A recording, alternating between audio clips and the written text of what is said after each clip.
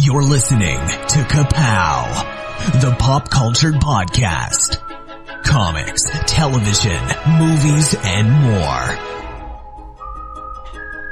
If it impacts fan culture, we have something to say about it. And now, your hosts, Jordan, Cliff, and Seth. It's the holiday season. My name's Jordan. Cliff Barnes. I'm Seth. Welcome to the brilliant and scary podcast. Ka-Pow. Whatever. That was a review of one part of our podcast, not in total. Hey, we'll take it. That's the combo we were shooting for. And that was not given to us by one of the Facebook fans you angered. No. Picked a fight Oh, with. yeah. Yeah, they were after you this week. Yeah, so if anyone listens, Seth's pretty much in charge of the social media. Yep. So direct all complaints his direction. Yeah. If there's anything aggressively regarding volume of popcorn consumption, or Tom Cruise's alleged any kind of ultimatums. That's me. Okay, yeah. So that is all Seth. Just so that we get the legal bump jump out of the way. So whatever, and I don't care. Never. How's everybody doing this fine December? Oh, Christmas is rapidly approaching. It is. It's one of my. Of course I love Christmas. Like who doesn't? But I love this time of year because there's a billion movies. So everybody's shoving out all the good movies. So good stuff. I'm excited. You could make the mouse click a little bit louder. The batteries are dead. So how are you going to click it? I don't know. It's not working. Like if that's going to keep doing that, we need to change the batteries now. A few moments later. Went from red to green. We're good to go. Holly jolly. Crisis averted. So yeah, we've got some news, we've got some reviews, we've seen some new movies, we've watched a lot of TV, some fun stuff planned. So stay tuned. Hit us up with some. Let's find out a little bit more about each other here. Or should we get to know each other? Yeah. You down with KPP? Yeah, you know me. What the hell is wrong with you people? You know me. What's wrong with you? What is wrong with you? You know me. I hate so much about the things that you choose to be. You know me. You don't know how it feels to be me. You don't know me by now. Why are you the way that you are? Well, that seemed a lot longer than I remember. Yeah, I feel like I've only heard that once or twice, and now I had no idea how long it was. All right, so this is the segment where we do some fun getting to know you questions. We pull out one of the fortune cookie sheets. It's my turn this week. We don't basically plan ahead. The fun part, the cookie. You didn't. Right. Oh, Why didn't you bake these into whatever? Yeah. Why didn't you bake these into cookies? That would be awesome. That's one of the future questions is like, what are you good at baking? Yeah. And my answer is not cookies. So did you randomly pick that or did you pick it? I randomly picked it. Okay, sure. Because we've been going counterclockwise. Gotcha. Okay, what is it? What sports have you played? Oh. Like elementary or high school or anything. Were you ever in an organized sport? Oh. Cliff? Yeah, I played baseball in junior high. And junior high. Wow, that's like. Well, I most mean, like rec league, not for like school or whatever. Okay. But that age group. Yeah, that was probably pretty much it as far as. I'm going through like sports memories. Yeah, I'll give you my highlights. I played basketball, baseball, and soccer. I'll give you a highlight from each one of those. Awesome. Okay, so Let's see. Basketball, I was always, not good enough to be the starting five, but the best of the crappies. First one off the bench. So I would get to dress for, in the tie and everything. So, with the other guys, but sometimes I had to go down and lead the JV guys or whatever. But I remember playing and getting the snot kicked out of us because if I'm the best guy on the floor, we got a problem. We got a major problem. We were just getting creamed. And I remember going out thinking the game was over, going out of the water fountain, getting a big drink, coming back to the floor. It's 4-on-5. they hadn't even missed me. Wow. Great stuff. And then let's see. And did Offenburger fit on your jersey, or were you one of those kids where the letters had to go from your left butt cheek to your right butt cheek? We just had numbers. Straight up numbers. Numbers with the shorty shorts? I don't know about the shorty shorts. I don't remember having real short ones. 1980s basketball shorts. Tight satin shorts. Tube socks up to the knees. Oh, we had the tube sock with the green and gold rings around the top. Kurt Rambis sweatband. Oh, yeah. Let's see. Baseball, I remember played Bantam League all growing up. And I remember another team not have enough players, so they got to take some of our players. Well, guess what? I had to go to the other team. But we had a really good pitcher who scared the heck out of everybody. He threw the ball so fast. And I got a hit off of him. And I was like, that's right. Trade me to the other team. See what happens. But the soccer one, I remember being a kid, and it's, Saturday mornings. Soccer's always in the cold, rainy season, It seems like. And go there, I'm sitting there, and it's pouring down the rain, but they're going to play anyway. And I'm sitting there in the car with my dad, and I get out. He's he's the dad, go play, go do this. So I get out and I go up to the coach in the pouring rain or whatever, and talking to him or whatever, and he's like, yeah, come back, and I go back and get in the car, and I'm just grinning ear to ear, and Dad's like, what did he say? When do you go in or whatever? He's like, he said I didn't have to play. He's like, what'd you say? I said, I don't want to play. He's like, he was not happy. I wasn't super sporty. Yeah, I wasn't either. I was always the bigger guy, so it was constant. Your boy play football? That whole thing through all high school. It's like, no, I have no desire to play football. Thank you. Nobody ever asked that. Yeah, I played baseball from T-ball on up. Played 1 year. Was it Bantam League, the junior high era? There was a thing in the paper, anyone from any school can go play. So I was, I'd like to play, it was 7th or 8th grade. I wasn't playing for the school. It's right. I'll just go join this league because I like playing baseball so much. Well, you get there, and it's all these teams have entered as teams. So there's the Beverly Legion team, and there's the Marietta All-Star Traveling team, and then there's my team, who is all the kids who signed up individually. Yep. We were the Bad News Bears. Yeah, Walter Matthau. Just thrown in. And crushed his beer can. And so it wasn't fun. I didn't know anyone on the team, and it left a bad taste in my mouth. That was the end of my sports career. Who ran that team? Did he have any city position? I don't believe so. He was coach, but no elected position. City exterminator. But I had the same thing one time. The other team was short, and they sent me over there to right field, and there was one crush to me.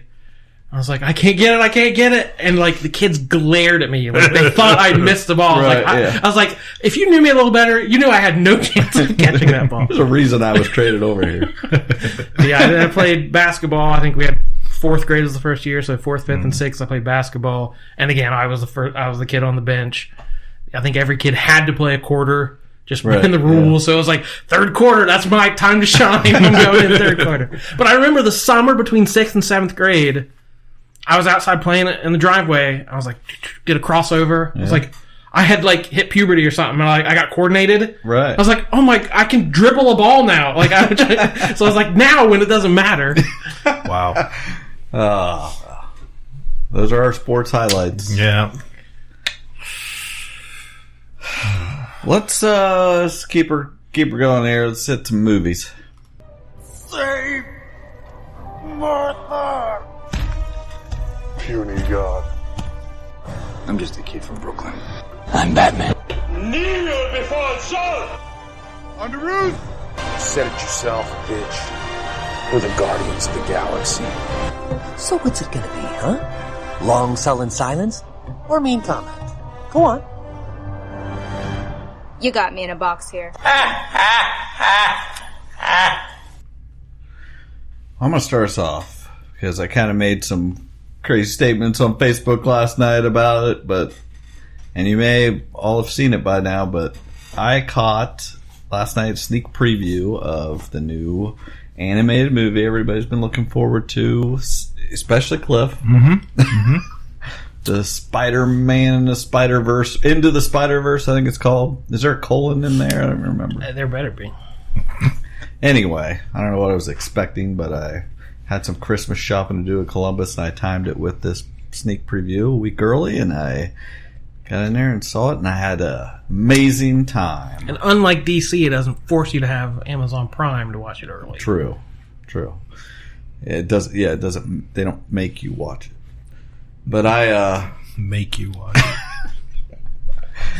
Anyway, only it was exclusive members get the privilege to go see Aquaman.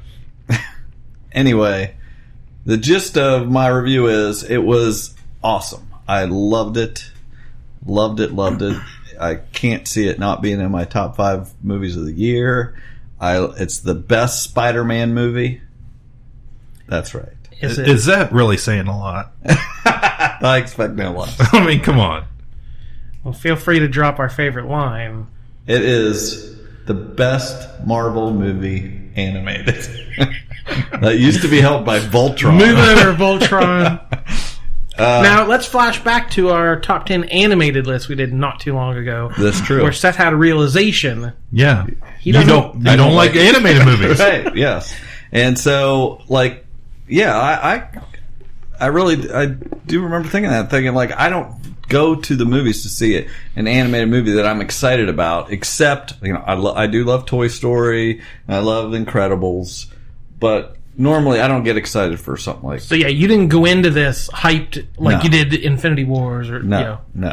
I'd seen the trailer and I thought the animation looked cool. I feel like they have taken that step. Like, we've been stuck, I feel like, in animation for the last decade. And I feel like that next step has been taken because they do some awesome things in this movie. Like, it's all computer generated, right? This whole movie. I don't know how. It's magic. It's movie magic. Well, I mean, it's got a funny look to it because it looks CGI, but it looks flat. Yeah.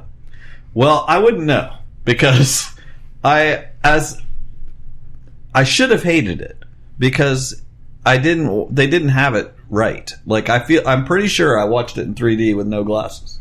Oh my. Yeah. It was trailing animation. It was like multiples of everything around. I mean, some parts in the center or up front were perfectly clear, but things off to the side were blurry and not colorful. And it was obviously not the way it was intended. And they screwed something up. They either were showing it in 3D with no glasses or showing it in 2D with 3D lens on. Nobody knows what they're doing anymore. And I still loved it. Is the point? Like, I can't wait to see it again next week. Yeah, all it takes normally is like a crooked curtain or something, and that's like, oh my gosh! Oh yeah, we were throwing popcorn at each other, hooting and hollering and laughing it up. I mean, I sent these guys a message afterwards. I was like, "We've watched all the credits. We've watched the post credits, which is cute." It's like, and nobody has got up out of this theater. We are a family now. We live here. I was saying, one girl finally got up and said, "Later, Spider Family," and we were like, "See you later." Like, I probably will see you again. It was such a feel good movie, and like, I want to say some of the art in it is kind of psychedelic feeling, and it might have been because I was watching it. Yeah. Yeah. Nobody else is going to get that. Like, I immediately came home and was looking at the trailers. I was like, yes, it is. The trailers are not blurry at all. It's totally crisp. And so I don't know what I was watching, but I loved it. I still loved it, and I can't wait to see it. Hopefully correct. I don't know what to say about it. So yeah, what do you say to the skeptic? Because I was skeptical going in. Obviously, Spider-Man's my favorite character. He was the recipient of our one job laurels we gave out last time. Yes. Just animation. I'm like you. I'm not drawn to everything that's animated. Yes. And B, I don't love the multiple realities, 17 different Peter Parker versions that they've done in the comics to death, and it's a little bit silly. So. Yeah, I was asking you. You said those were not problems for you. They were not. It was a very simple story. It was a simple story. There's a bad guy. There's these multiple realities, but that's it. It's not overthought. It's like there's something, crazy machine that does this. Boom, that's it. But it just looks so good. And they do comic booky things like a page will turn, or there'll be caption boxes. It's funny. It's got so many people in it I didn't even know were in it. I, just hadn't paid attention to that fact. And it is so fun and beautiful. Like, I just was totally wowed by it. That's part of the reason why I'm drawn to animation, especially in the superhero movies, is because, I love all the superhero movies, and they're great, and it's cool to see them, live action portrayed. And the special effects nowadays are so far advanced, it's not like when we were kids and you could spot it from a mile away and you just chose to ignore it. But there just are some things you can do in animation that come off better than any other way. I definitely thought, you couldn't make this movie live action. Like, what you see in this movie, there's a reason. They definitely decided, if we're making an animated movie, this can only be done animated, and it's just awesome. I thought it was awesome. Simple story, but it was a punch in the gut to think that Stan Lee just died. And this is a very anybody could be Spider-Man movie. It just gave you that feeling like if I had a Spider-Man mask, I would wear it the next time I saw it. Like, it makes you want to go in and just everybody have a Spider-Man mask on. It just is that feeling you want. I can get that reading any random issue of Spider-Man. Aunt May can say something vaguely inspirational, and I'm like, you tell him, let's change the world, Aunt May. I predict this. I was pretty hyped up last night. I know I made some declarative statements. I said one thing I said is better than Infinity War, and why I'll stand for me. It was like Infinity War's you can't even compare these things, really. Totally different things. But it's also half a movie. Right. We don't know. And that's the problem with that, is I didn't leave Infinity War the feeling like I left this. That's the only reason I say that. And two, I said this will be Jordan's favorite movie of the year. So I can't wait to see what he thinks of it. I will have to let you know on that. It's just so... By the time it's over, you're gonna be very happy, I think. Well, who's your pick to click? What issue should I go find that's going to skyrocket in value? Because of the character's going to be a big breakout character. I will say I don't. Well, there's the Spider-Gwen in there, but they're good. Spider-Ham? I need to track down the first Spider-Ham? And, I was kind of like, I said something to Nick about this movie, and he's like, I don't know about the Spider-Ham. He's like, I was like, but it's not, it's such a small part. Nobody has too big of a part. Miles Morales is the star. And Jake Johnson, but everybody else just plays very small roles. It's just so feel good. But what was I going to say? Like the Spider-Ham was just small enough. It was funny. This is going to be big, first off. I think people are looking forward to it, but don't know. As soon as people realize how good this is, they are, I don't know what they're going to do. There's so many movies that come out this month. They're not going to be able to keep it in theaters as long as they should. The people are going to love this movie. And there are going to be more of this. I guarantee it. There's going to be a spinoff for everybody in this movie. Well, I don't approve of that. I wish they'd just keep them together and do another movie or find a way or something, but there will be. Like, it's going to be big. Okay, I could talk about it all night, but I probably You guys are gonna like it. We'll talk about more when you see it. It's funny because the way he's acting is how I feel every time a Disney movie comes out. Yeah. I'm so excited after I see it. It's gonna be huge. Like I was just like we're talking a second. You saw Wreck-It Ralph. Yeah. Like I was thinking, should I watch that or should I watch Wreck-It Ralph? I don't even want to see Wreck-It Ralph now. I was like, there's no way it can live up to this. So Cliff, convince him to see Wreck-It Ralph. Tell me what's great about it. Ralph Breaks the Internet? Yes, Ralph broke the internet. No, I just had some quick... again, Disney movie, loved it. It's a Disney... It's not a Pixar film. People get those confused now a lot because of the two studios looking... The art style looking so similar. This is a Disney Studios film. So thinking along the lines of Cinderella and Bambi and all those, but that's where this falls. But being a sequel, they're usually not as good. But I liked the direction it went. We picked up where we left off. It's like 6 years later. Ralph and Vanellope are still best friends, hanging out at the arcade, watching the sunset or the sun come up through their game every day, but very much in a routine. They're best friends. They do the same thing every day. They go to Tappers at night, drink the root beer, that type of thing. Ralph is loving life. It's all he ever wanted. He's got his best friend. He's, found his place in his game, and accepted who he is. He's just, content as can be. And the story falls where Vanellope is becoming the exact opposite. She's done everything there is to do in her game. Much like when we play a video game. After a while, you've done everything. You know every trick. You know all the routines. Blow up all your horses. Right. You blow up all your horses. There's no more new horses to get. You've gotten all your horses. And see the horse I have now. But so she's found to the point where she is bored. She's just bored. She's tired of doing the same thing. She's tired of the same game. She wants more excitement. She wants the unknown in her life. So that's what this whole film's about. It's very much number one about friendship and what happens, because there's we'll talk about it in a minute, but it's how friendships develop, and can, two people in a friendship can go down different paths. And what happens then? Are we not friends? Do we remain friends? Do we grow in our friendship and have a different type of friendship? It's that story, which we've all, kids experience growing up. Friends leave podcasts. Right. Go strike out on their own. That's exactly. So that's a main component. That's what's driving friendship, driving this movie. On the way,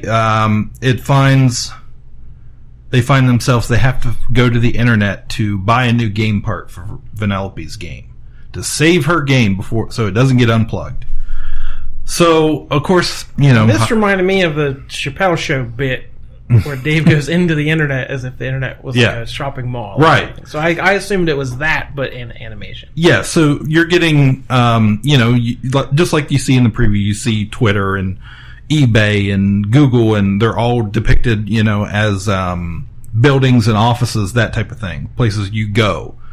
And then you have all your users. They have cute little characters, and you see real people when they hop online, and then you see them go to eBay and they're shopping, and they have a search bar and that type of. There's a search engine, and they're going through that, what they're looking for, that type of thing. It has a neat... This movie very much is where Wreck-It Ralph, the kids were younger. This is the next step. As the kids have grown, they can grow with this movie. And I saw a lot of parents online complaining, and their big thing with the movie, they said, number one, it's too dark. It has too many adult themes in it. And because one of the games they visit is called Slaughter Race. It's like Grand Theft Auto. And, of course, Vanellope immediately loves it. Kids have never seen a violent video game. Right, exactly. Not Carly. But parents are complaining, I took my 5-year-old to see this, and it was too scary, or was, how can they have a video game named Slaughter Race in this Disney movie, that type of thing. But I really think the movie is for the kids that Blood drive. I think it's for the kids that were 5 when Wreck-It Ralph came out, and now they're older, and we've done video games, and we're starting to move on into the internet. And so does it say anything about the internet and how kids? Because every kid's going to grow up connected now, right? Does it give you any? I'm sure it's not careful out there, kids. But it is. I mean, it is. It does have that under the internet. Everything on the internet is behind a facade, like that kind of thing. Not everything is how it appears to be on the That's internet. a good message. It's a very today's good message. generation. Yeah, and for that, it's not like kiss random princesses in the 40s, just stuck with one sleeping women and give them a kiss. The kids in the 40s needed to know that. Kids today. Don't click on that pop-up. There's got to be a middle in there. But yeah, I really like the message of it. It's got who's the bad guy? Who's the bad guy? Well, there's no bad guy. There's no defined evil dude in it. It's just it's a lesson about. That's what I want. There's a scary blob guy where Ralph actually goes and he gets a virus. Oh. Okay. And he deploys a virus on the internet, and it very quickly breaks the internet. It takes over everywhere. And in the shape of Ralph. It's called an insecurity virus. And it copies. Advertising. Yeah, that does sound like a lesson. Yep. Sounds like a lesson. But we also get, this is the first time we get all the living voices of the Disney princesses actually came back to voice the Vanellope runs that into was the biggest hype for this movie months ago. Right. So we run into the Disney princesses. Vanellope immediately has influenced them. They changed their clothes. They've got cool, up to date. The whole movie here. Come on. I'm not spoiling the whole movie. But the Disney princesses even in this movie aren't just princesses like we're talking about. They have a moment where they kind of seize the day and the moment and become more than that, so to speak. But that was really the big thing, was just the lessons on friendship and be careful with the internet, to kids. And it's a sweet message. I really like the stuff between Ralph and Vanellope and how they have to grow, and it's very real life. Anybody that's had, childhood friends, and as you get older and you find, another group of friends. They trade you to another baseball team. Exactly. You find yourself in right field all by yourself. The ball's hit at you. What path do you take? If I catch it, my new friends are going to love me, but my old friends are going to hate me. I don't know what to do. I'll just miss it. So you run into Seth's car. Right. Just hide. Coach says I didn't have to play. Right. But yeah, cool. So that was my Disney. We did skip. So it's a worthy addition to the Disney film canon. Yeah, I thought it was great. Took all my kids, took the teenager, took the preteen to it. Both of them were very happy with it, and we made it a point now when these movies come out, because my son was like, him and his girlfriend, they're seniors in high school, and I was like, hey, you guys want to go watch this? And they're like, yeah, we were going to watch it the other night, but we thought, we better wait for the whole family to go, because everybody wants to watch it. So that was nice. Was there anything they took from the first movie that people liked, and then let's double down on this, like the aliens from Toy Story, or was there some breakout character that they kind of brought back? Not so much. Really, we see Fix-It Felix, and I can't think of the big tall blonde ladies from the first movie. I can't think of her name. But she returns. We've got the other drivers from Sugar Rush in the film, but no big time players other than Ralph and Vanellope. We get some new characters from Slaughter Race and the pop-up ad. I think his name is something Spamly. Bill Hader. So excellent movie. Hope I didn't spoil it too much. I might still go see it. We had a couple trailers this week. Big trailers. Big time.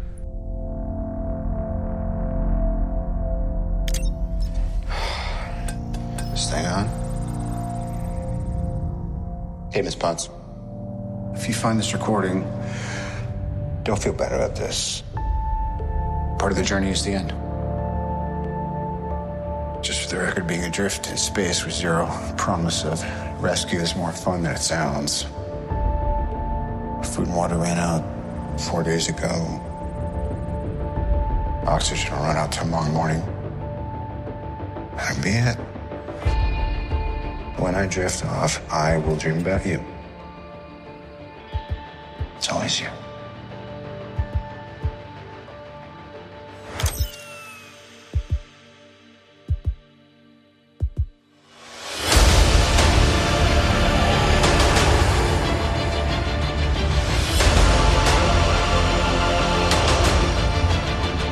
Thanos did exactly what he said he was going to do.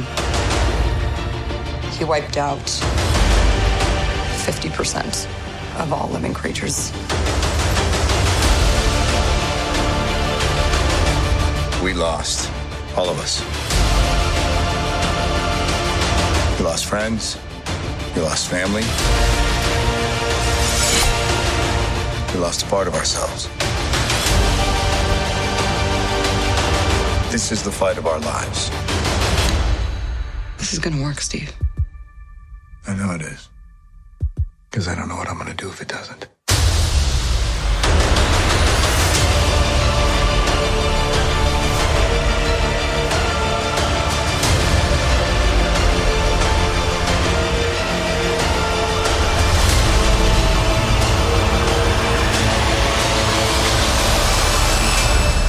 Hi, is anyone home? This is Scott Lang. We met a few years ago at the airport in Germany. Got really big. Is this an old message? Ant-Man, I know you know that. It's the front door. That's me. Can you buzz me in? So, let's just start with the biggest one. We had Avengers, and we finally know the subtitle is... What's everybody think of Endgame? My immediate thought was, crap, there's no comic book called Endgame that I can now sell. Whereas, Age of Ultron had nothing to do with Age of Ultron. Yeah. But, there was still a comic called Age of Ultron. There's Civil War or any of these. Infinity Gauntlet. These are all easily marketed trade paperbacks. Yeah, people guessed this originally, and the Roosters were like, is it... they're like, it's nothing that was said in Infinity War, which it blatantly was said in Infinity War. I thought they said it was something. No. Oh, I thought they said it wasn't. They told people no, it wasn't said, and it was. Doctor Strange said it. Anyway, point is they're done lying, I hope. Anyway, Well, I had the immediate thought that you guys had too today was Endgame. I immediately thought of, Veronica and Archie. We are Endgame. Everything goes to Riverdale now. I was like, oh, come on, Riverdale already did that. Anyway, a good trailer. I mean, it was obviously footage from the first. It's got to be early in the movie. Everybody just reacting to. I have no idea how much time's supposed to have passed. I assume some time has passed, and we're dealing with who's gone, and you see Tony out in space. Looks like in Guardians of the Galaxy ship, the Milano. Yeah, that was a pretty shot going across the cosmos. Yeah. So, what do you think happens there? I mean, just speculating. I've seen a lot of people already are like, well, obviously Captain Marvel runs into Tony and saves him. I mean, I have no idea. It could be anything. There's going to be something like that. Who knows? I don't know. I'm glad this, I have no idea of the plot from this trailer. So many trailers give away.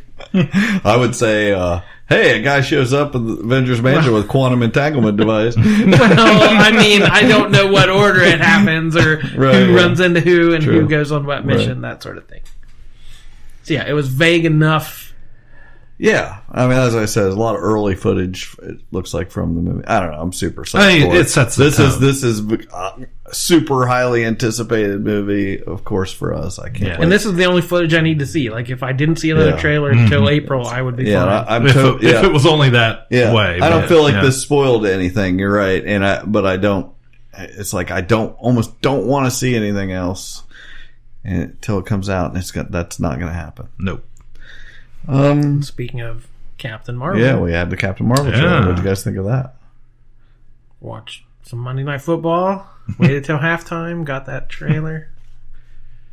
Again, it gave away a little more, but not the whole ball game. Yeah, I liked all the choices they made with like her costume and stuff, and the mohawk and the the different color costumes and things. Yeah, it's weird. They can work in like 6 different eras of the Captain Marvel, Ms. Marvel, whatever. That's cool.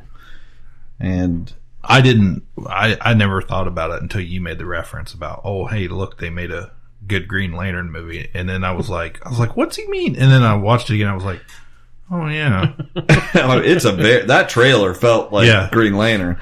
Her character is is so Hal Jordan anyway. And I can sell a lot of Kree Skrull War trade paperbacks or Captain Marvel Volume 1 trade paperbacks. Yeah.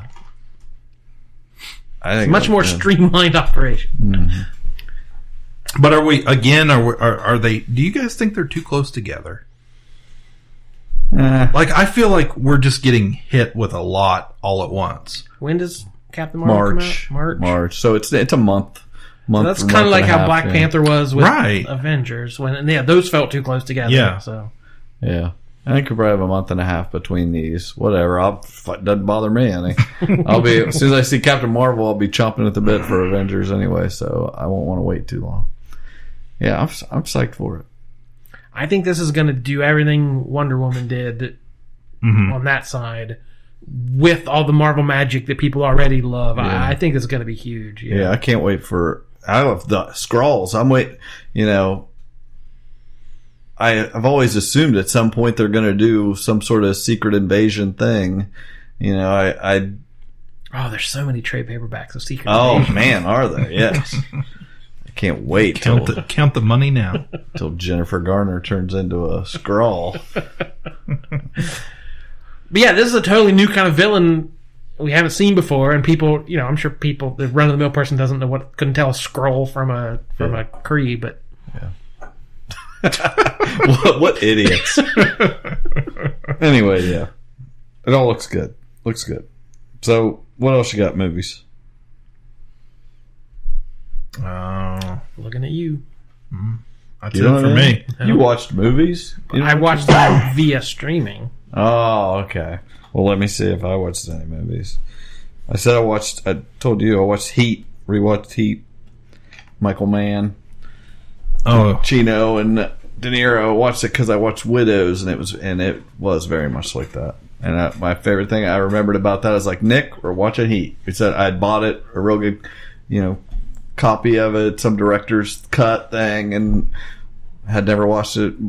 Showed my son. And I was like, one thing I know, even if it doesn't hold up, at least this movie, I remember nobody ever says goodbye when they talk on the phone. They just hang up the phone just in the middle of conversations. And it does. There's a million phone calls in that movie, and they just say, click, click. It's great. Yeah, I don't normally watch a lot of this time of year. I get into that Christmas mode, and when AMC or Freeform or whoever's got any Christmas movie on, we kind of dial in there. How many times have you watched Christmas Vacations? Only twice. Oh, only twice. And I turned on, before I went to work today, White Christmas was on. And I turned that on, and the kids were like, what in the world? One immediately got up, and I was like, fine, we'll find something else to watch. So we watched. I figured there's just Christmas movies around the clock. Well, I mean, I got her back in the room. I said, when we watched A Year Without a Santa Claus. So that was approved. All right, then let's do a one job. We need to do a one job. We were trying to think of somebody, and I was like, let's just go ahead and go for the biggest and bestest and brightest we're gonna do some. Let's play it. Let's play it. One job forever? Look, I have one job on this lousy ship. It's stupid, but I'm gonna do it, okay? You tossers. You had one job to do. Guys, what were you gonna say? Oh, this is gonna be a biggie. Yeah, we're gonna do Kurt Russell. Should be on Currency. I Russell. feel like I should be more prepared for this. Well, yeah, this was good. just, I'm hoping to catch you off guard, catch you on your heels. Yeah, this was just see if I can get some Tango Cash in there. This was just kind of a left field pick, which we've again we made that reference to Kurt Russell on the $5 bill. I swear it was like the third episode. Yeah, so, yeah. I've been a fan for a long time. I love a lot of his movies, ironically and unironically. So yeah. I'll start going through some titles here. He's been in a bazillion movies. You got to go back way back into those Disney days. Okay, let's go all the way back then. Tennis shoes. Is that a thing? Yeah, that's a good one. What? The world's strongest man. He's in Follow Me Boys. He was in Follow Me Boys. Follow Me Boys, Disney yeah. legend. Yeah, Fred McMurray. You don't know that one? I do not know. That's that a well. I was a Boy Scout leader for a while, so it's a very Boy Scout movie. Walt heavily himself promoted Follow Me Boys. I'm sorry to have to welcome you to this invitational showing of Follow Me Boys in this way. I'd give anything to be there with you, but this seems to be one of those times I'm tied down here at the studio night and day. Of course, it's always this way when we're shooting a picture. And it so happens we're in the middle of shooting one right now. Yeah, strongest man in the world. You're right. The Thing. I've never seen The Thing. I feel bad. So that's on my list of classic movies I've never seen. Best of Times with Robin Williams. Unlawful Entry. Remember that one? Captain Ron. Oh, that's a great movie. That's one of my family's favorites. Captain Ron. That's a Martin Short. That's write it down. Oh my gosh, Terry Garr. Are you kidding me? I'm not saying anything about it. Dark Blue, Tequila Sunrise, 3,000 Miles to Graceland, Soldier, Executive Decision. Remember that on the airplane? Miracle. That's a good one. Overboard. I hate Overboard. It's just. It was never. It just annoyed me. That movie annoys me. Tango and Cash, like I said. Escape from L.A., Escape from New York. Yep. Death Proof. Oh yeah, I know the Tarantino movie. Yeah, I love that movie. Stuntman. I love it. Stuntman Bob is his name. Mike. Stuntman Mike. His brother was Stuntman Bob. Vanilla Sky. Bone Tomahawk is great. Deepwater Horizon. Sky High, Cliff. Yeah, that's a good one. Fox and the Hound. Yep. He was the voice of Copper, I do believe. I believe you're right. Is that the fox or is that the hound? Copper was the fox. I'm a fox. I'm a hound dog. Yeah. Big Trouble in Little China. Yes, sir. Of course. Oh. Won't solve anything, Dave. Too many people around here been dropping like flies already, and where's that getting us, huh? Nowhere. Fast. You know what old Jack Burton always says at a time like this? Who? Jack Burton. Me.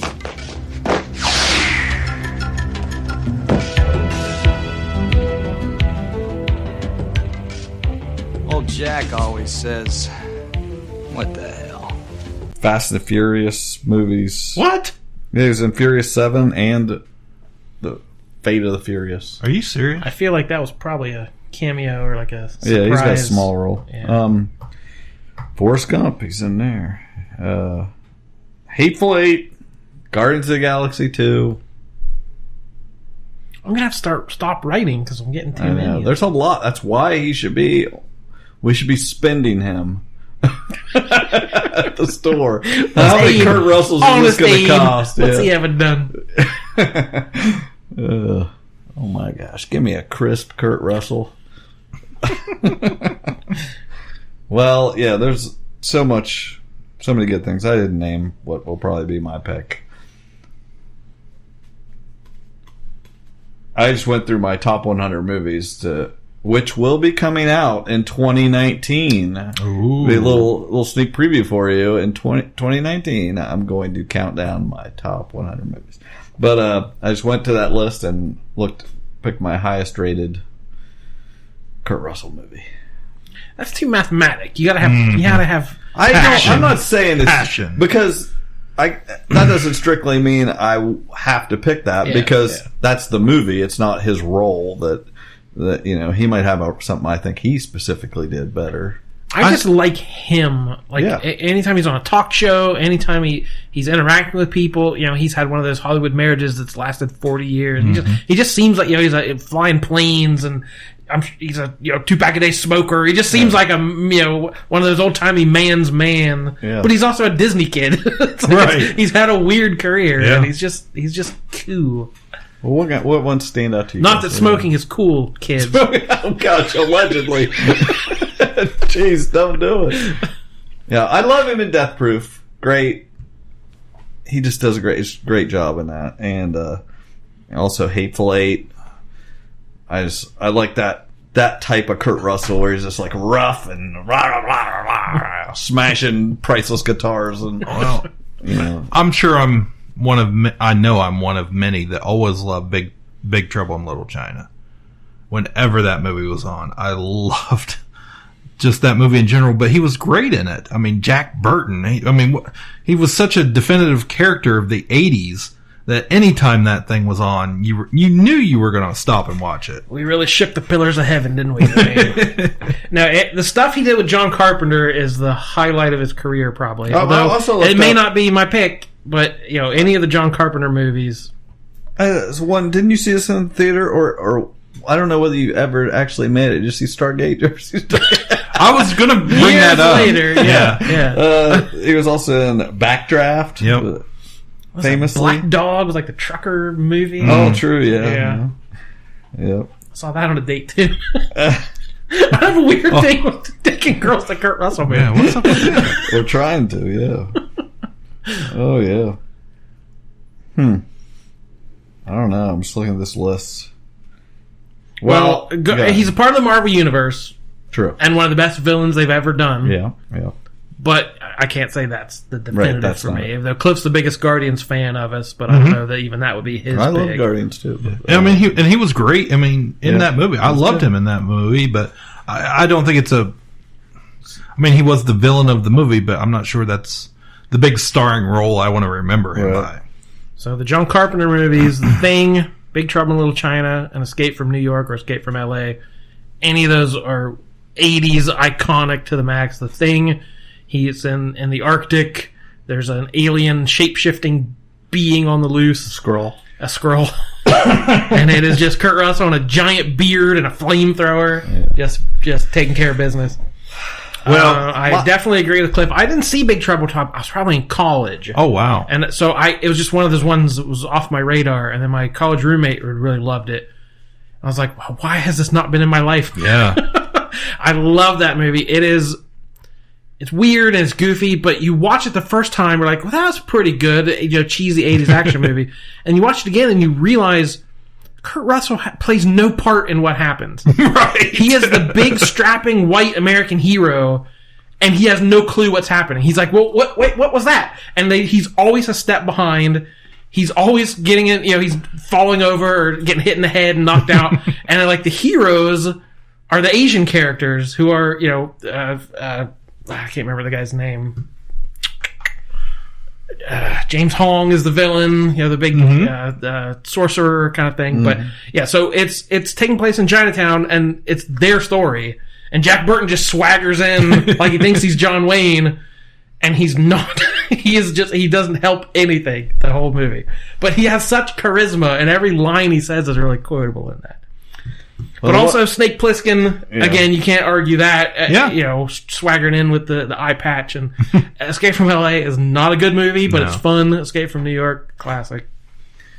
The one that I haven't said, so one of my top 100 is Tombstone. Yep. That's the one that sticks out to me. I just love him as Wyatt Earp. He had so many classic lines. You used one last week, you stand there and bleed. Just you better skin that smoke wagon. Yeah, exactly. I love it. I love all those lines. You tell them we're coming, and hell's coming with me.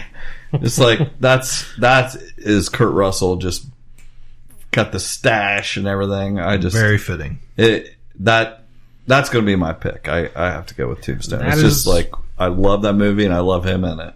That's the first one I wrote down. It has the fun and quotability of those cheesy 80s movies, but it's a little more serious. I mean, it's not a realistic Western, like I said. It's very over the top, and the lines are not realistic by any stretch. But he just command. And there's a lot of great actors. Val Kilmer's one job out, probably. Yeah, I would say. It's Sam Elliott and so many great actors in that thing, and he just commands the whole screen. So that's my pick too. Yeah, this is Cliff. This is the way you like it. Mm-hmm. We've set the table. Captain Ron. You can pick Captain Ron, and it doesn't go in the book, but you go on record saying it. No, they're real. I mean, I'm looking at these, and there are so many of these I really do love. Although if you say Big Trouble, I might switch over. Yeah, because I could pick that either would be of those. exciting. That would be exciting. It's almost a real toss-up for me. I mean, I do love some of those classic Disney movies. You're screwed. The Strongest Man in the World. That's a great movie. I love that stuff. Never seen it. But and what was the name of the movie he did with Robin Williams where they were Best of Times? The Best of Times, where they went back and got their high school football teams back together. I remember watching that one a lot too. And that was he was really good. Don't forget in that. this good Christmas movie. Yeah. But boy, I do love Captain Ron. I hope you pick it. But yeah, it's Big Trouble and Tombstone are right there together. And if they were both on TV, I would watch Big Trouble probably. It's in my top 10 for sure. I've watched it 100 times, but I think Tombstone's maybe a better acting performance. Yeah. And a more mainstream, more people would know Tombstone than not that that's the criteria. That's not our criteria. As much as I want you to pick Tombstone, that's not how we pick. I remember when Tombstone came out, I was in high school, and it came out I remember we had it on VHS, and man, we watched that thing a lot. Because if you remember, it came out before the Kevin Costner Wyatt Earp came out. Yeah, they were very close. It was early 90s, which that's a good movie too. I like that movie. But all the hype was behind because Kevin Costner was so big at that point. Yeah. And all the hype was building towards that movie. And then Tombstone hit and was just this enormous hit. And everybody loved it. I mean, Val Kilmer was great in it. Sam Elliott and Bill... it's not. It's not Bill Pullman. It's the Paxton. other one. Paxton. Yeah. Bob Thornton. Yeah. I totally agree. Yeah, it stole Wyatt Earp's thunder. Charlton Heston has like a 5-minute cameo. Yeah, it's a great movie. But gosh, forgive me, Captain Ron.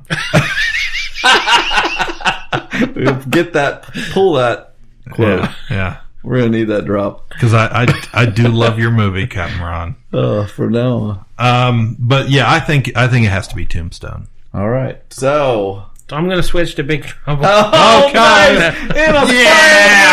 He switches.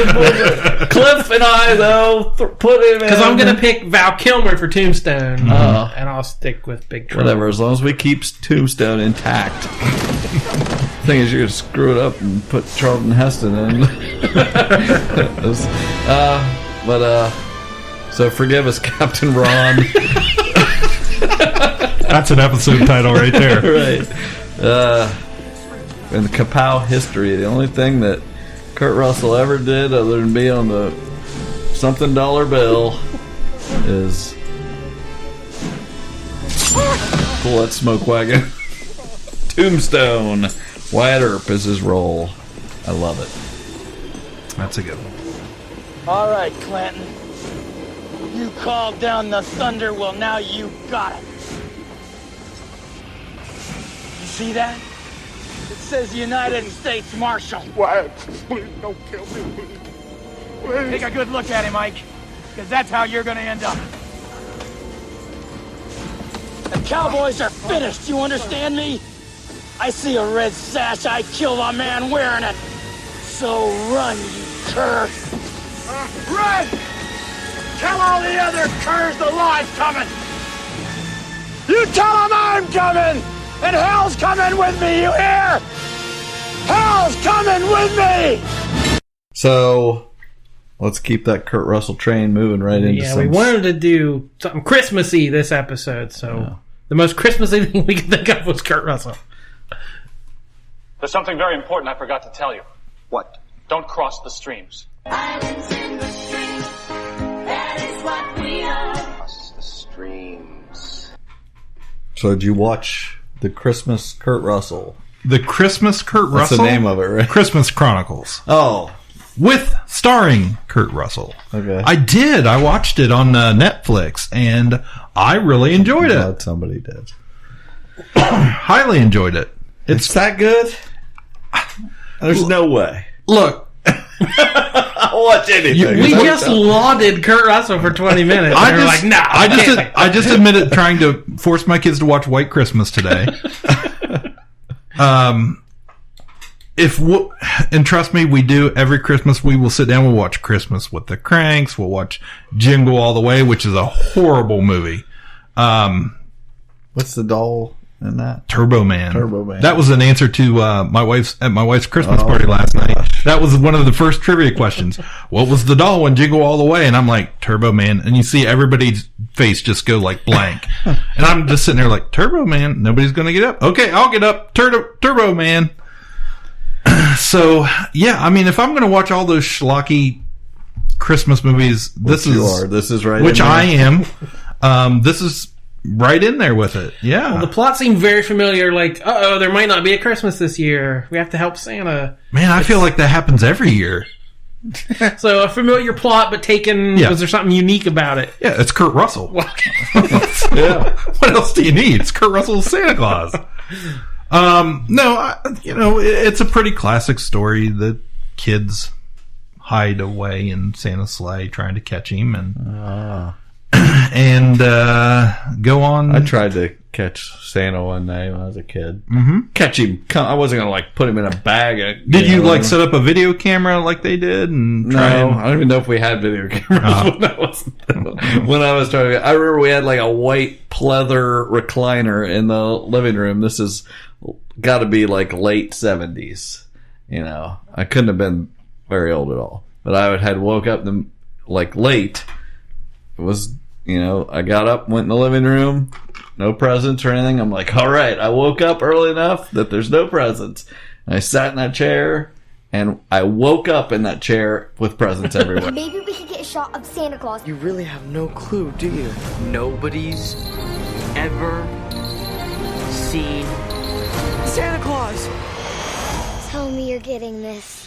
Christmas ninjas. Yeah, it was pretty awesome. Do you realize how big of a deal this is? We need to get a closer look. Are you crazy? Duck! Can he see us? I don't think so. Up, Cupid! Up, Comet! Up! Ah! Hold on to something! Santa Claus? Live and in person. One night only. Can you go ho ho ho? I don't go ho ho ho. That's a myth. Christmas spirit's down 35%. Half the planet's not going to get toys. So a few brats don't get presents. It's not the end of the world. People need Christmas to remind themselves of how good. Anyway, was I the only one that watched it? Yes. I'll probably cave when I get closer to Christmas and start feeling the holly jolly cheer and stuff. I might. Okay. Yeah. So yeah, it's pretty basic. They try. This little girl tries to catch Santa on videotape, and her brother who is not necessarily the nicest kid, gets kind of roped into it. He kind of feels bad throughout he catches himself like almost ruining the experience for her, but he catches himself. He's a good enough person to not ruin that out of anger, and anyways, yeah, they find Santa and end up in his in a sleigh and have to hijinks excited ensue because the title of the episode is going to be "Sorry, Captain Ron." It just dawned on me. I'm trying. If Kurt Russell Santa had an eye patch, I would have been like, "This is the best thing ever." Yeah. See, I'm imagining it's like, well, you had a 50% chance. If you pick left, we gotta go for a while. If you pick right, you're gonna have to start getting jolly right. But yeah, so anyways, they scare Santa as they pop up at him. He wrecks the sleigh. Reindeer go off. They kind of have a adventure through the city and trying to find, the reindeer and get the sleigh back up and running. And Santa actually, he ends up in jail. And Kurt Russell sings. I mean, had I known how much I loved that scene, I would have asked for that. Like, show me for this Christmas. I want Kurt Russell dressed as Santa Claus in jail doing a musical number. Be great.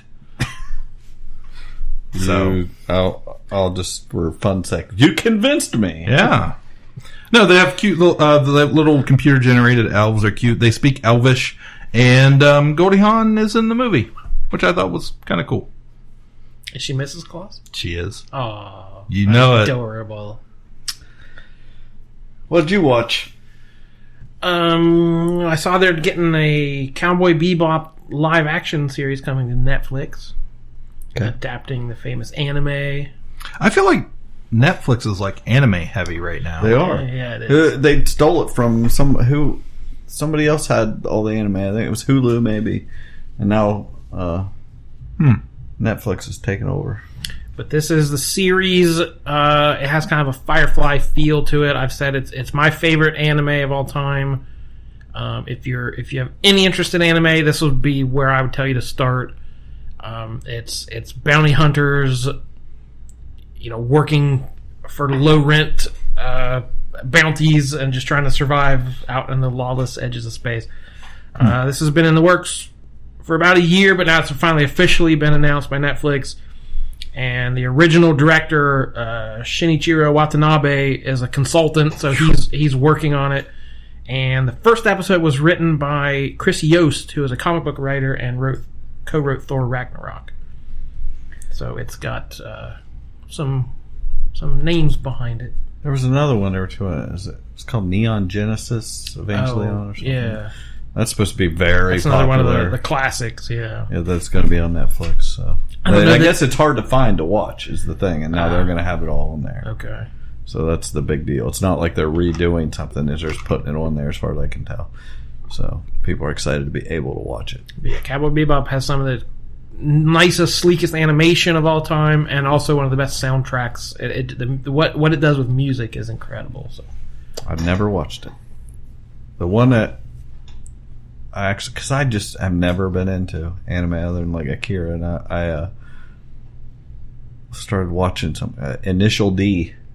It's like they're racing cars. The racing. Yeah, I like that kind of stuff. So I was like, okay, I'll watch some racing cars. In my brief anime phase, I remember watching that one. So far so good. I've watched a couple episodes. It's pretty good.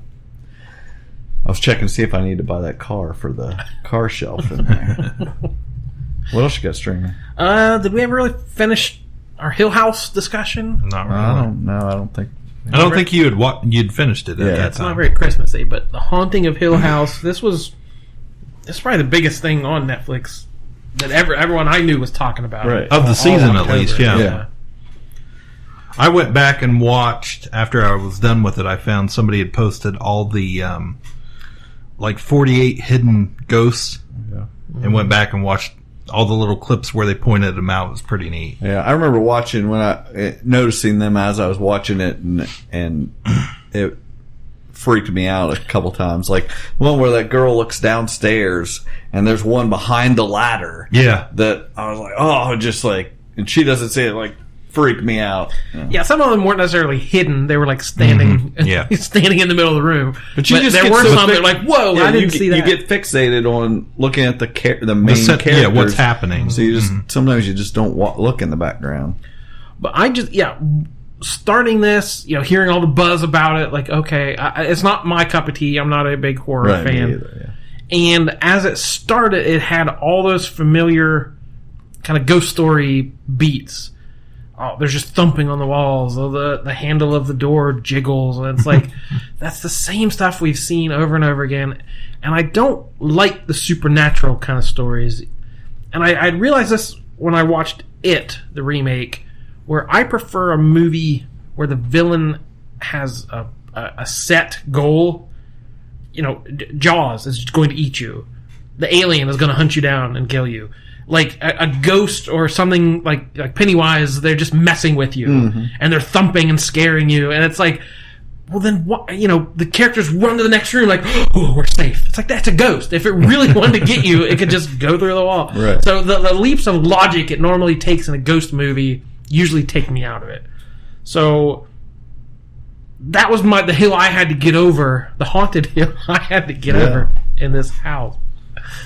No, but as you go on, without spoiling it, all that stuff you see from a different angle, and it recontextualizes it, and it all makes sense later. So all the things that I rolled my eyes out a little bit at the beginning, by the end, I was like, oh, you did it! And so it just wraps up into a real nice package. And I said, beautiful to look at.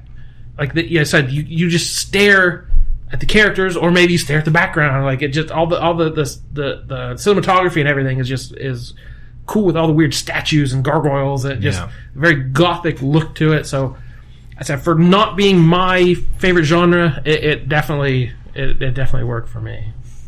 Yeah, I totally agree. And plus, and the standout episodes are 5 and 6, where you have 5, the whole bent neck lady thing, and then 6 is got a long take thing, just the choreography of that whole, the way they did that, and the lighting, and I watched a behind the scenes thing of how they did it. It was just like, of course it's way more involved and difficult than they make it look when you're watching it, but just, I love that stuff. Yeah, there were a couple of big jump scares, but they really earned them. Both of them that you would remember immediately are so well done. And yes, that episode of all the long takes, it's at a funeral home. Yeah. And the camera just stays with people, and then just kind of slowly, and then in a moment there's somebody standing. Yeah. You're like, oh, were they there the whole time? Like, it freaks you out so deeply because you're so invested in these characters and the drama between them. You're not necessarily ready for a ghost to pop out and scare you. Right. So I know, I don't go many places on the internet, so I bring up the AV Club all the time. But I really like their reviews. I think they're smart pop culture analysts on par with us, I believe. Almost with us. I specifically never read AV Club because I feel like, okay, I'm not going to get that. I know you always do, so I'm like, I'll get that take from Jordan. You know, because I have no takes of my own. That's not what I mean. I just mean I feel like I just look elsewhere because I know that's a very respected. Place. we tend I'm gonna get mine from garbage places if I can. Well, we tend to look at things where we do agree with certain opinions, you know. Right? Yeah. But I feel they hit the nail on the head so perfectly with this. I'll just quote the review: "Too many horror stories in any medium are crafted to frighten the audience, not the characters. Making the audience jump is easy. Done lazily, it's cheap. Making the characters confront the unreality of what they insist is real, true, and solid is where real horror blossoms. Destabilizing their world destabilizes the audience's world too, and it takes a master craftsman to do it right." So I feel like that's every cheap horror movie. Every setup and shot is done to lull the audience and scare the audience, but yeah, you should do it to the characters. Like, if the characters are scared, we'll be scared for them, and that's when you're really drawn in and invested. So, I'm sure some people who only like horror for the gore and the ultra extreme horror fans didn't like all the character stuff and family stuff and boring, past traumas and all this stuff. But I feel like dredging all that stuff up made the horror better because you cared what happened to these people. They weren't just the cookie cutter slasher victims. You were really invested in their lives, and watching them freak out and unravel and question everything they were seeing just was so much more effective to me. I can't say enough about it. Especially as I said, I'm not a master I don't watch everything horror-wise, but this one stuck so far ahead and above of most of what I've seen. I was glad. This was easily something I would never have considered watching it. Luckily, I'd heard the buzz and knew it was a standout thing to watch, and the casting's great. Like that cast is great. A lot of people I didn't know who they were, except for what's her name? I believe Carla Gugino. Yeah. But yeah, so I like this, how well this is done so much. I watched 2 of Mike Flanagan's other movies, both on Netflix at the moment. Gerald's Game, which we've talked about before, was the Stephen King adaptation starring a Mrs. Gugino. And also had Henry Thomas and Kate Siegel, who were in Hill House, so he uses the same people. I liked it. The ending's weird. Yeah. It takes a weird supernatural slant that I didn't like, and then it slants back where, maybe it wasn't supernatural. Then I liked it even less. Yeah. So, I thought it was really well done. Yeah, it was fine. Story. It was fine, but it's got that terrible moment. And like you said, there's a moment of say violence or grotesquerie that's it's bad. It's real bad. It's very bad. It's very bad. Don't watch it. But then I also watched Hush. I've never seen that. This was the one. It was Kate Siegel's first movie. That's his wife. Yes, he married her. Everything he makes. And she played Theo in Hill House. So they've been since Hush that she's been involved, like co-producer. She co-wrote this movie. It said they came up with it. They were on a date and they came up with this idea of a deaf woman, a home invasion against a deaf woman, basically, and how she would defend herself. Well, that's they had that movie a couple years ago where they broke in to the guy's house that was blind. That was the Sam Raimi movie. Yeah, it was good. But who else can we? Let's quick. What other senses we could make our own movie? I can't smell anything. Oh no! Is something burning? I can see and hear you, but I don't smell you. Steal everything. But again, you click on Netflix. The image is a woman at her laptop, and behind her is a guy in a creepy mask looking in the window. And it's like the movies like The Strangers, there's so many movies that all those. That's not my kind of movie. Nope. But again, I'm like, this guy has impressed me, so I want to give it a chance. And it was good. It's along those lines more. It telegraphs a few things really early that you see you're going to come back. It's like, oh, that thing's really loud when you push it. It's like at some point that's going to come back in the thing. Right. But she was really excellent in the film. And my only other problem was I found myself kind of home aloning this movie, if I can use that as a verb, because like she runs up into the second floor and sees him down, like throw a brick on his head, or like she's hiding under the porch. Right. I was like, stick your knife through his boot, and I'm imagining ways to like use home objects to defend, and the movie kind of devolves into that. She starts doing things like that. So yeah, she wet bandits to put it. Filthy animals. But at the moment they are in post production on Dr. Sleep, which is the sequel to The Shining that is coming out in 2020 about an adult Danny Torrance. Yeah, I know a girl read that book. She didn't convince me it was worth reading. And they also just had their second child and named it Theodora Isabel Irene Flanagan, or Theo for short.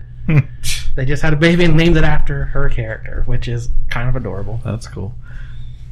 I saw they're making one of his newest books, Stephen King's book, The Outsider, or I think that's what it is, The Outsider. But this girl that reads everything it has. That is S.E. Hinton, I believe. Huh? Anyway, one for all the lit majors out there. Anyway, this girl I know had read it, so it was really good. Well, anyway, they're making one with can't remember the guy's name. Ben Mendenhall, is that his name? Or Mendelsohn. That's his Mendelsohn. Anyway, yeah, they're making a movie or series. I can't remember, but I like him, and supposedly the book's good. I'm waiting for paperback, but I want to read it. Anything else streaming? Then let's do some TV. Oh, the Lord. What the hell is a sticky maple? Run, Barry, run! That's what I do. I dream, and I know things. Go get him, Supergirl. Well, what does this guy look like, anyway? Oh, he's a little guy, kind of funny looking.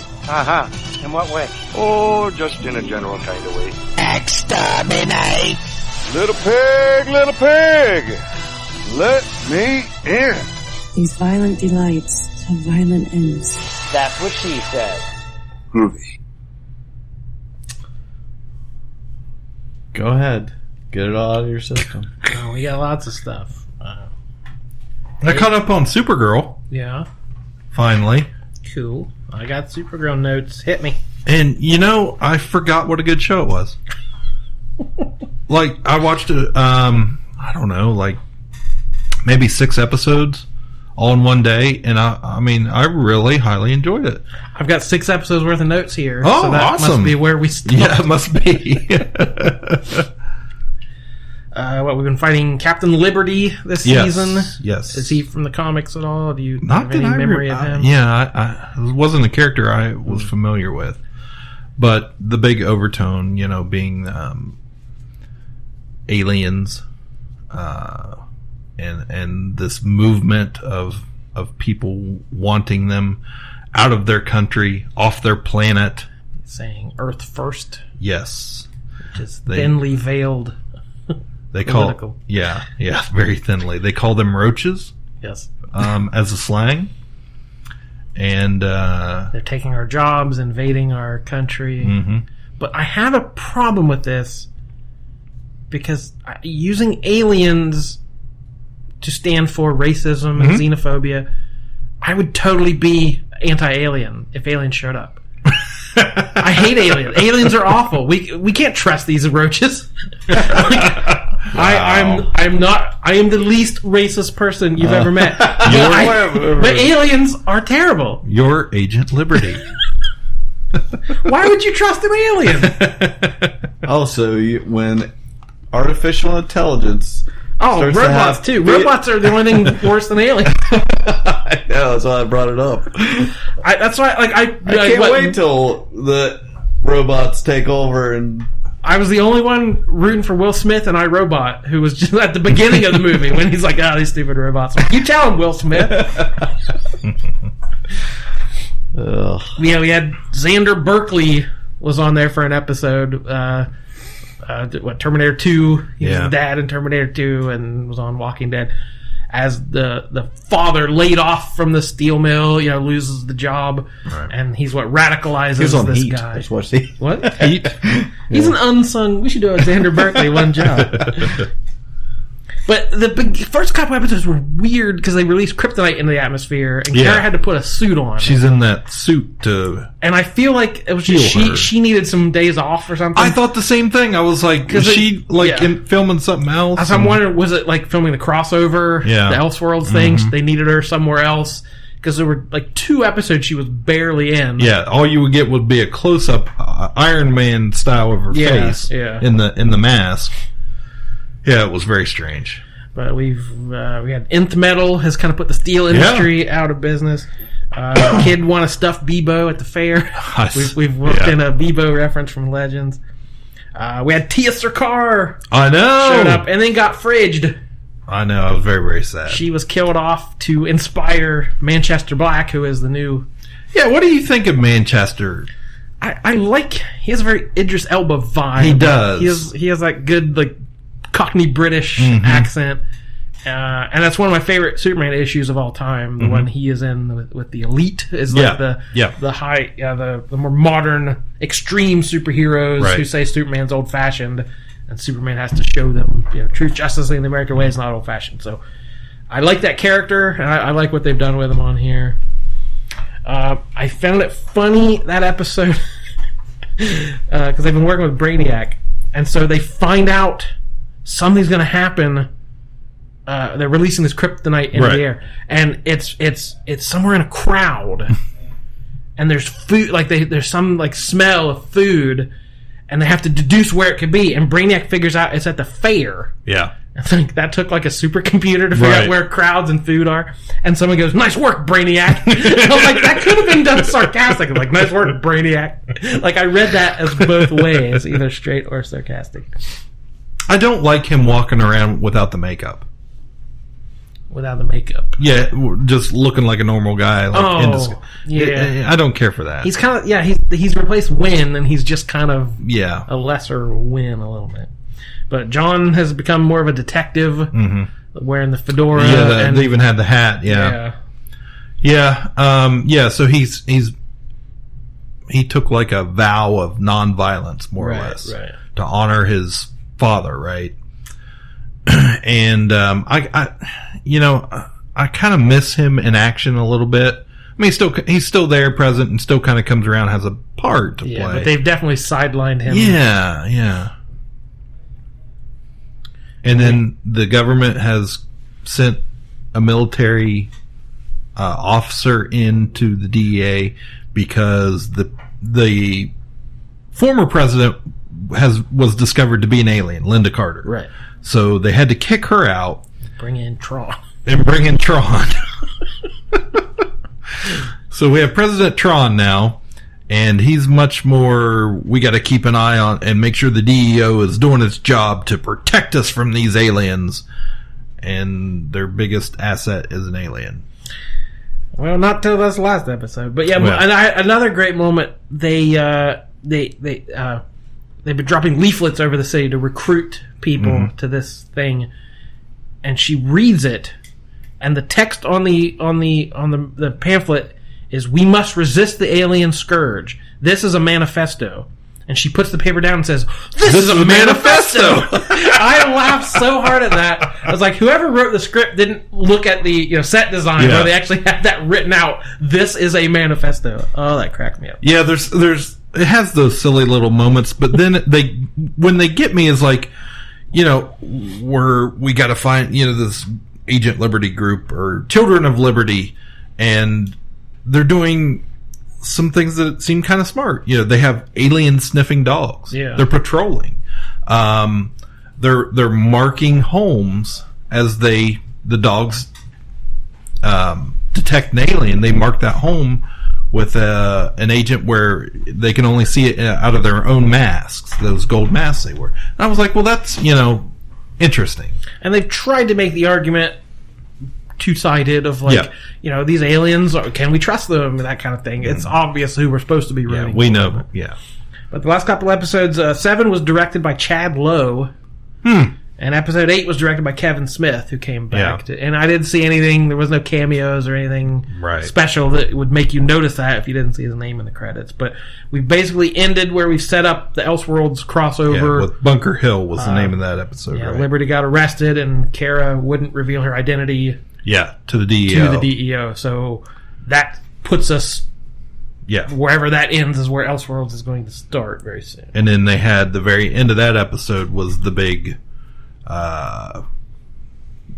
Elseworlds beginning, basically. Right. We see John Wesley ship in the Flash velvet. We see Flash costume. The velvet, much like the table.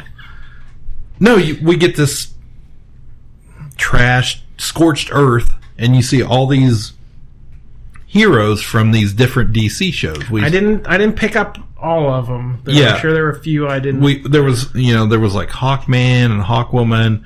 There was Green Arrow from Smallville was laying there. You can't see his face, but you recognize the costume. I did not. The Ray's helmet is sitting along there. Yeah, there's a whole bunch of them that have been defeated, and we see the classic 1990 Flash and confronting the Monitor, and he chooses to run away, and we get that classic 90s run towards you. The little lightning bolt comes at your face. So, but this is the Monitor, the villain from the famous Crisis on Infinite Earths from the 80s. We're bringing him into the modern day, and I've liked all these crossovers. That probably have played by the time you hear this, but I'm looking forward to the big CW crossover. Yeah, three night crossover. So the only thing I'm a little upset about is this year there's no Legends in the crossover. Yeah. So that was I assume that was because they didn't know if Legends was still going to be around. That's why I'm wondering if there'll be any kind of cameo or reference to where they are or anything. Who knows? But yeah, Flash led into it as well. Had the exact same stinger at the end of its last episode. Episode 7, we got more about Cicada's origin and learned about his daughter that he's been taking care of. And they brought in the Weather Wizard's daughter, who is the Weather Witch. And then the next episode was the 100th episode of the series. and it was directed by Tom Cavanaugh. They let the guy who plays Wells direct the episode as well. I think he's done a few of those. It's just one more role on the show. Did you see this one? No, but it was fun. It kind of jumps.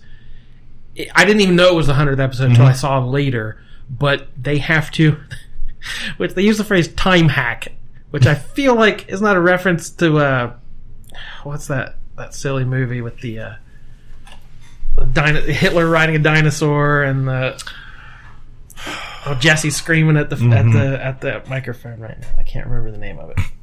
But they have the Nintendo Power Glove. We got to hack time. So yeah, Flash has to hack time, and they go back in Bill and Ted because they need a weapon that will stop Cicada, but they can't get too close to him. So they basically do the Bill and Ted thing where they drop a trash can. Leave a trash can here that's going to fall down. Leave Dad's keys here. We can get So, and they have to go back to the night of the explosion from the first episode. They go back to the night they defeat Thawne. Yeah. They go back to the night they defeat several of the other villains. So it's a trip down memory lane through time, but it ended. It has the exact same last minute as Supergirl did with Earth 90. So again, both of those are ready for Elseworlds. Yeah. And you got Legends. Y'all caught up on Legends? I can't find it. Oh yes, we had 2 more of those. We went to Paris in the 20s. Met Ernest Hemingway, the Fitzgeralds, Salvador Dali. Yeah, so this was another Tom Wilson heavy episode. Yes, our favorite. And, Citizen Steele's, he's playing Citizen Steele's father, and they decide to bring him on a mission to show him what the team really does on a Legends mission, and apparently he is obsessed with Hemingway. It's his hero. But he also likes James Taylor because he can serenade a Minotaur. That's right. It's just more Legends, ridiculous episode after ridiculous episode. But I love them all. And the next one was New Orleans in 1856. We had a doll voiced by Paul Rubens. Yep. Cameo. Creepy little doll. We had a Chucky situation, they call it. Ray grew a mustache for no reason. I thought that was going to factor into the plot at some point. Nope. Like, hey guys, I grew a mustache. Yeah. We got a little more of the John Constantine's backstory, the deal he made to save his soul, and the demon Neron he made a bargain with. So we got a little more of his tragic backstory. Yeah, this season's been very Constantine heavy, which I, assumed it would be. Especially, all the villains are magical creatures they're trying to collect and right the ship on the timeline. But I don't know. The NBC series Constantine, I don't think I even finished it. Wasn't a huge fan of, but I really like him as part of the team, even though, a very non-traditional, he's always been a loner type character, and this setting, they fish him out. I mean, they feel him out well enough and put him in situations. The only thing that really bothers me is is the fake Amaya character. I just can't get on board with Is she really British? I don't know. Because the accent doesn't sound good, but I don't know if that's a real British accent or is off. But yeah, we went back and changed a fixed point in time to help John's emotions. Right. And we've basically broken the timeline at the end of this episode, which that leads into the mid-season finale. Will be on again shortly by the time you hear this. But so I read something about the mid-season finale is going to be a little bonkers, even more so than normal. So I'm looking forward to that. And what do you like? I mean, do you like this new character, the young girl who feeds the captive magical? No, I feel like it's too Gary's. I do too. Like Gary's enough in short bursts, and then we've added a female Gary. Yeah, he annoys me anyways. Yeah. And then I just can't figure out where they're trying to go with this. And this Wolfman guy character that she's apparently fallen in love with. And that was I'm weird. Like, where is this going? Of course, I said the same thing about Bebo last year. Right. And it ended up being my favorite. Everywhere. AMC has officially greenlit a 4th season of Preacher. It ended last year on kind of a cliffhanger. Things had gone crazy bonkers, and Hairstar was leading an army after Jesse Custer, the Preacher, and no one knew if the show was going to continue or not. So we're getting a 4th one in early 2019. So at least they're going to be able to wrap up what they started. Were you enjoying it? Well enough. It's not the best thing on TV, but it's kept me interested. There's every episode there's something I roll my eyes at, but then there's something that's like, oh, that was a cool way to do that. Speaking of rolling my eyes, we had the mid-season finale of The Walking Dead. We haven't talked about that for a while. We talked about the premiere, and then we haven't talked about it since. Right. Any thoughts? Anybody watching it? I went on there and made sure that it doesn't record it anymore. So no. Protest vote. Right.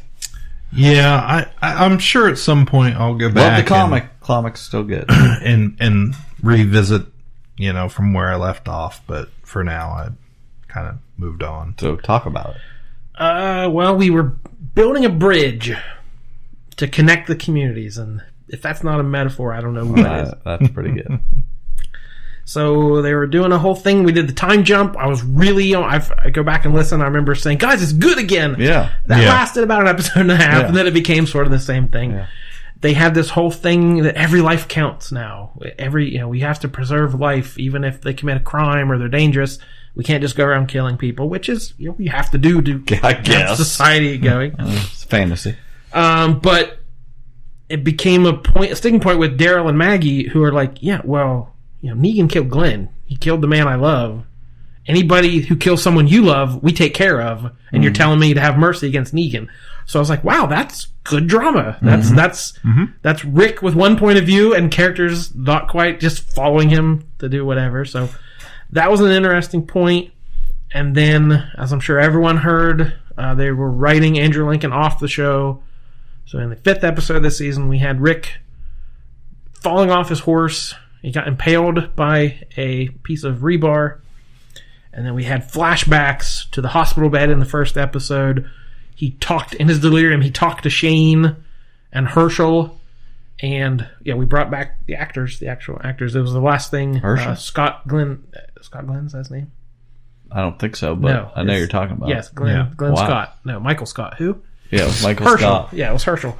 And then he talked to Sasha, because I don't know why they ever had a connection, but they had that actress available. There were other people he could have talked to, Carl or his wife, but I guess they weren't available.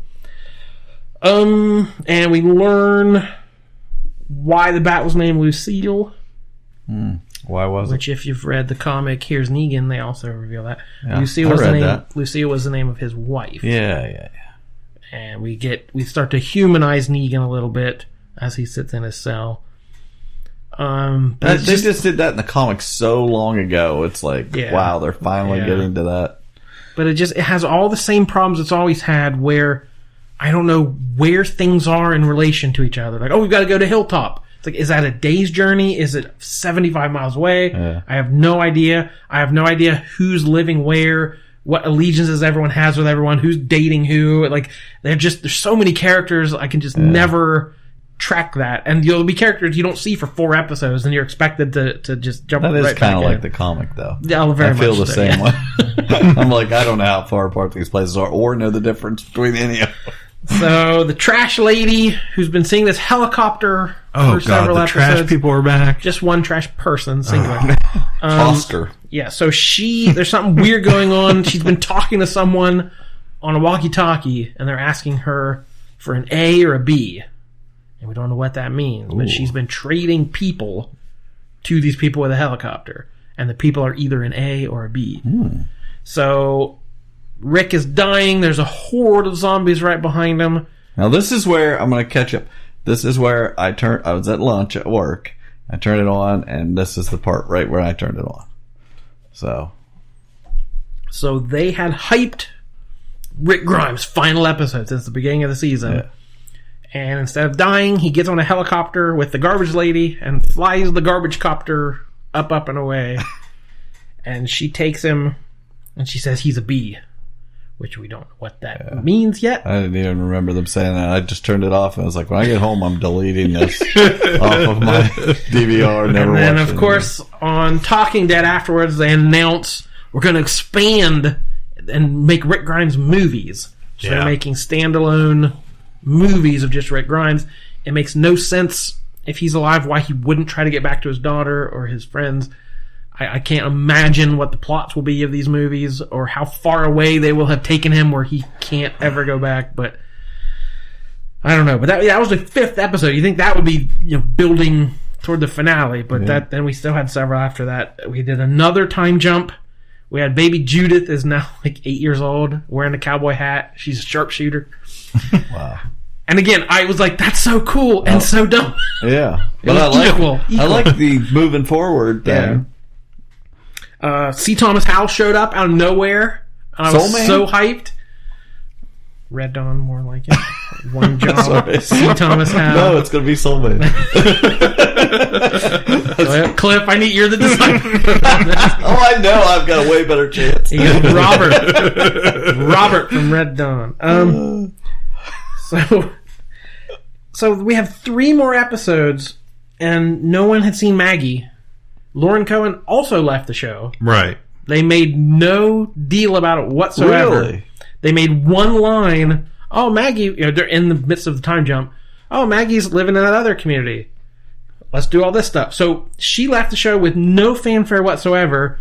And as fans are wont to do, they were complaining about that.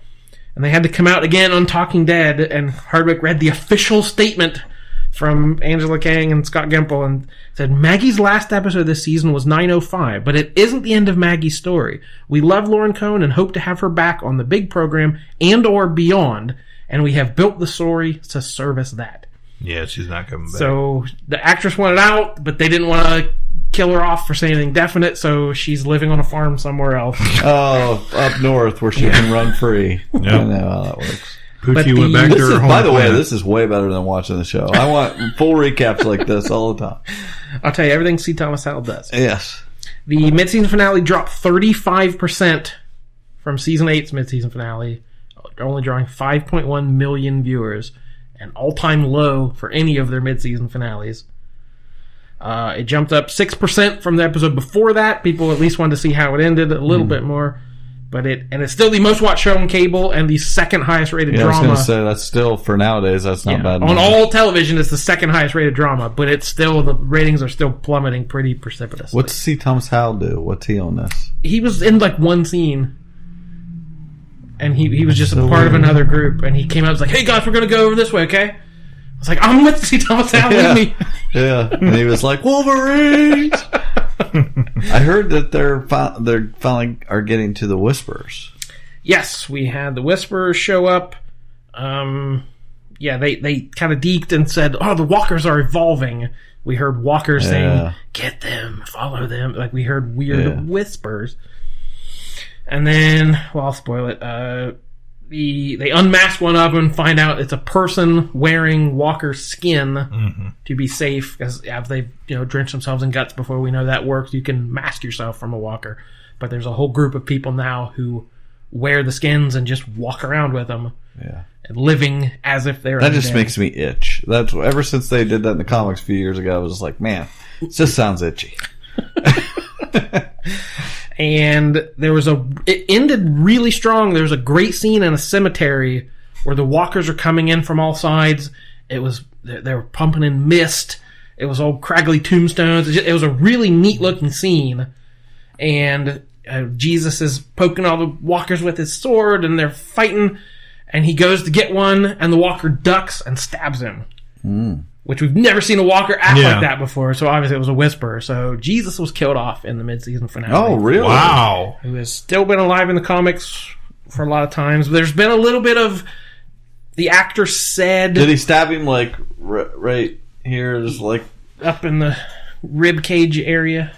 That's what happens to Jesus. Yeah, it's weird. Why hast thou forsaken Jesus? I guess there's been some talk that the actor said if you weren't going to use him more, he wouldn't mind being written off, but I don't know if that's just internet chatter and drama, but he didn't seem to be real happy in his work. But Again, and Negan, they forgot to lock his cell one night, and he just walked out of prison. So Negan's on the loose. Wow. And that's where we leave it till 2019. Yeehaw. Cool. Anything else? We had Adam Ruins Everything back for a third season on True TV. I've never watched this. First episode, we ruined guns. Had a pretty good gun control debate of both sides. It was right. It did a good job arguing from both sides, which it's very rare to see on TV. Right. Second episode, ruined sleep. Really took to task these slime balls who sell mattresses. I've heard of these guys. They're worse than car sales. What was their argument? What was? Well, just kind of. How could they possibly defend themselves? Well, it said back in the old days, you could stuff anything in a mattress. They filled it with garbage and pet hair and stuff, and that's why you had to put the tags. You don't want to know what's in my mattress. They had to put the tags on them. Do not remove under penalty of law to show what was actually in the mattress. Oh, okay. I wonder what those were for. And then it said basically all the stuff. Basically, the mattresses are all the same. Serta sells the exact same mattress under this brand name, and I'm sure someone else could speak a little more to that. But and all the things like a used car sales. Oh, we got the XO coil spring. All the bells and whistles that don't really mean anything. But well. You don't say. Captain Ron, forgive me.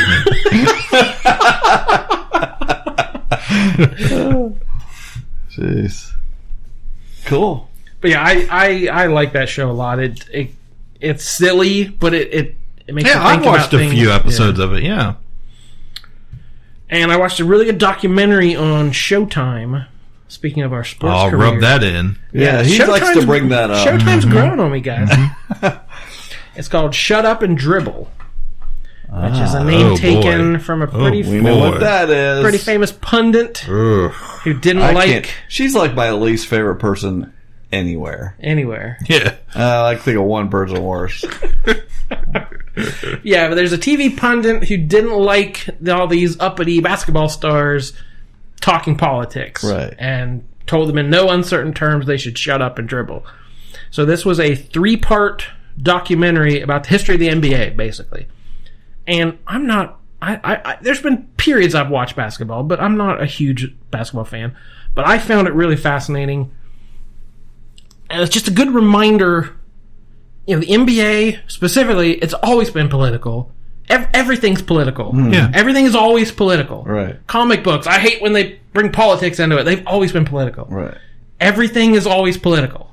Yeah. That's the title. You may just not have ever noticed it because you don't pay attention, but it is. So it basically starts, back in the 50s with Oscar Robertson and Bill Russell and these guys who came out and just played better than everyone else.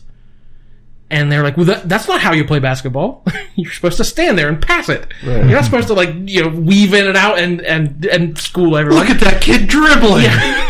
Right. The nerve. So it was basically saying these guys had to stand up for themselves, like Jackie Robinson or these things, and they basically changed the game. And then track Lou Alcindor before he became Kareem Abdul-Jabbar in the 1968 Olympics. He was like a college kid. And that was the famous Olympics with the Black Power salute. Mm-hmm. And there was talk of boycotting the Olympics because of all the racial unrest. Talk about African Americans boycotting the Olympics. And it was people just sticking microphones in this kid's face. What do you think? Speak for your community. And it's Lou Alcindor was like 19 years old. Right. And he had to put that all on his back and speak for an entire community as a kid with having the opportunity to play in the Olympics or fight for racial equality like that. No one should be put in that position. Yeah. And it was amazing to watch some of this archival footage, knowing where we have gone from history. And then it tracks the 80s Magic Johnson, Larry Bird rivalry. Yeah. And saying at one point the NBA was almost getting too black. They interviewed some dude from like Wisconsin with a big plaid coat. He's like, well, I don't mind it, but I'd like to have someone I can root for. It's like, ugh. So basically saying, Larry Bird as the hick kid. Yeah. From Indiana.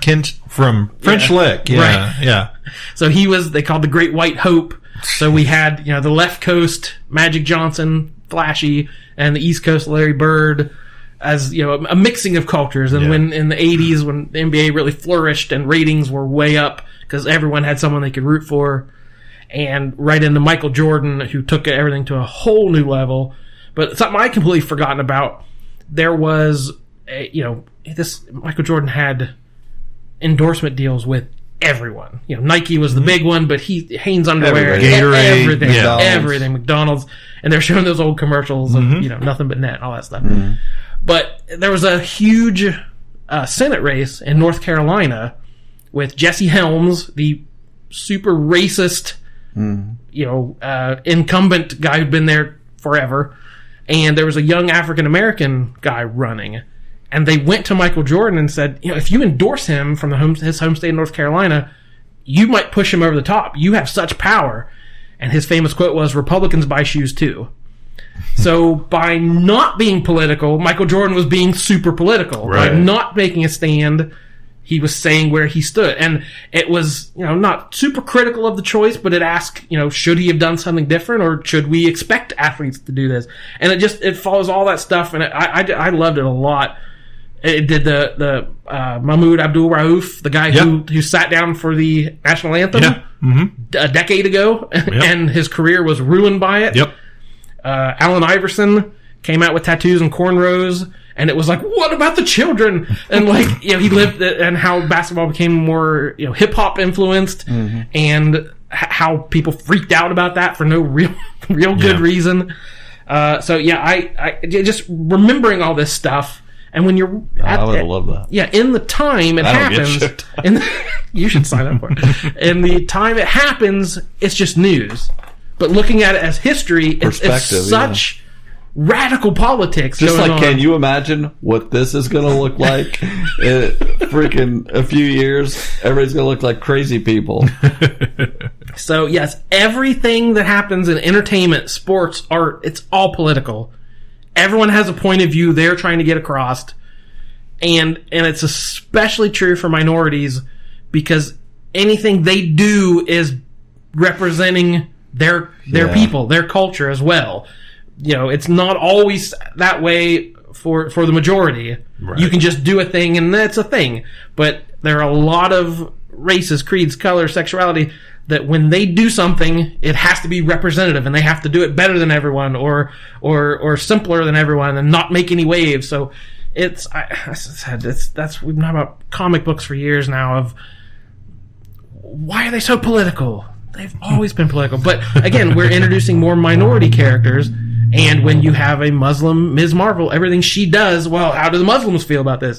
It just takes on an amplified view of it. It can't just be, what does this character do? Yeah, right. Again, I'm not a big basketball fan, but I found the whole thing fascinating. And if you can find it anywhere or hack Showtime somehow, I definitely recommend that. They're tight as a drum. You gotta have like 10 emails. Get in there. At least. That sounds good. That sounds really good. That was a busy couple weeks. I think we have a title for this. Oh, there's a pretty obvious title. Forgive us, Captain Ron. So, thank you for listening once again to Ka-Pow Pop Culture Podcast. We hope you have a very Merry Christmas, Happy Holidays. They're coming up real soon. Spend time with your family, watch a lot of TV, stream a Kurt Russell movie. Hey, while we're talking about it, it's funny because every time, 3 or 4 years ago, back when we did the So Pro podcast, one of our first podcasts, we did that 3 or 4 hour Christmas tournament deal we did with all the Christmas movies. So Pro Ho Ho Ho Holiday Debate. That would be the one. And every year I see there's a few downloads of that old episode. It's good. We did a good job. It was one of the first things we ever did, but that is one of my favorites. Yeah, last good episode. Still in the archives. You can check it out. Play it on Christmas morning while you're opening your presents. That's right. What else would you do then? Yeah. Oh my God. All right. Thanks for listening, everybody. My name is Jordan Lowe. I'm Cliff Barnes. I'm Seth. Bye forever. Ka-Pow, the pop culture podcast, is intended for entertainment and information purposes only. Sounds, music, and clips played during the podcast are property of copyright holders. All original content is property of www.udownwithkpp.com.